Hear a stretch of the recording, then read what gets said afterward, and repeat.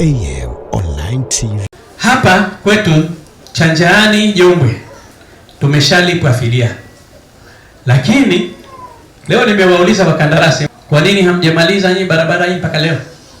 Wanasema mzee, hatuwezi kumaliza, kuna watu hawajaondoka. Wazee wangu, kawaida sisi tukishalipa fedha hizi tunatoa mwezi mmoja, na mwezi tuliotoa ni wa 7.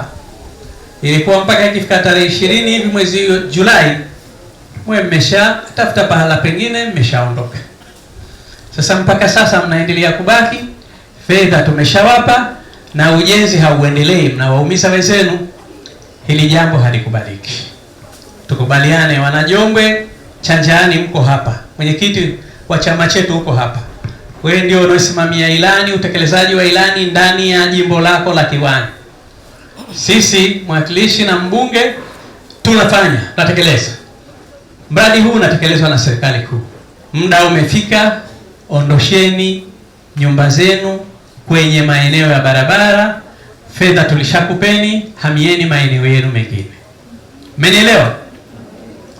Wazee wangu mnanisikia, akina baba, nia yetu ni njema. Mmenisikia? Nia yetu ni njema, na mimi nisingependa juhudi tulioifanya kuzitafuta hizi fedha Daktari Hussein Mwinyi akatupa, wallahi mungetuunga mkono ndani ya wiki 2 au mwezi usingefika, nyinyi mngeondoka.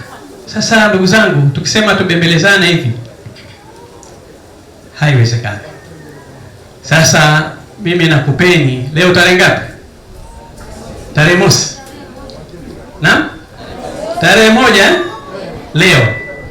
Haya, ikifika tarehe 10 hujaondosha jengo, tunakuja kuvunja.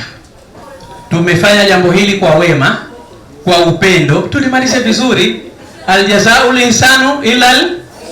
Sasa rais ametulipa mema, ametufanyia mema, tunamlipa mabaya? Jamani, hivyo hata dini haisemi hivyo. Mbona mnatulipa mabaya sasa? Nashawishiwa? Nataka mradi usifanikiwe? Wako watu sisi tunakwenda mbele, wanatutia kamba ya kiuno, wanatufuta nyuma. Hawataki watu wa Chanjaani wapate barabara ya lami. Msifanye jambo hilo. Mmenisikia vizuri? Msifanye jambo hilo. Lazima tuelewane. Hatuwezi kwenda hivyo. Mnatuchelewesha kweli wazee wangu. Tumeelewana? Tumekubaliana tuondoke tupishe ujenzi. Sawa wazee? Hayo mambo mengine yote yatakaa sawa, pisha ujenzi.